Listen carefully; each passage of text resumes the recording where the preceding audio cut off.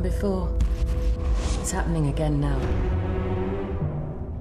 The Yorkshire Ripper has claimed his 13th victim. This man has to be caught.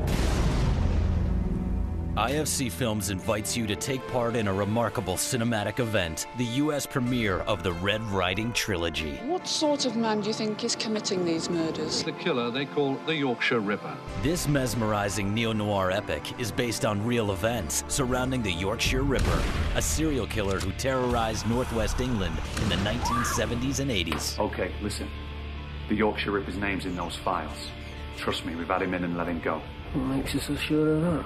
The screenplay was written by Tony Grisoni, screenwriter of Fear and Loathing in Las Vegas, and it was adapted from David Peace's electrifying series of novels about corruption, obsession, and murder. That total involvement that one has from the experience of reading those books by David is somehow echoed with these films, that they are an equally intense and rich experience. The three separate films that comprise the trilogy were directed by the prominent filmmakers Julian Gerald, Academy Award winner James Marsh, and Anand Tucker. The trilogy kicks off with 1974, where we follow a rookie journalist who connects a series of child abductions to some of Yorkshire's most powerful people. There is some bastard out there murdering girls, and nobody's gonna stop him because no one really cares. And you do! I was fascinated by the facts, and I suppose I've tried to play it up in the way I've directed it. It was very much the mystery, the things that aren't known, those slightly surreal elements, the violence that seems to creep up from nowhere and then disappear, that I found interesting, and I think an audience will too.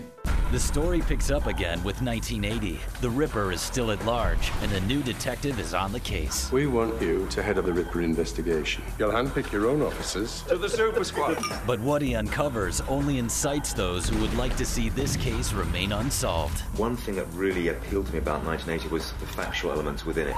And, you know, the background to the whole story is the Yorkshire Ripper case, the culmination of that case, which has been going on for 5 years. The trilogy concludes with 1983. A lawyer suspects the wrong man may be behind bars as a cop suffers a guilty conscience over a recent kidnapping that is linked to an abduction case he helped cover up a decade earlier. You know who killed the girl. Who was it? It's the wolf. The wolf. There's a saying that is used in the script, which I think it says that evil triumphs when good men do nothing. And I think David's not saying that all these things necessarily happen. He says if we're not careful, they can happen. There were bad men there. There's high-level corruption. This is where it ends. It ends here. IFC Films presents The Red Riding Trilogy, in theaters and on demand February 5th.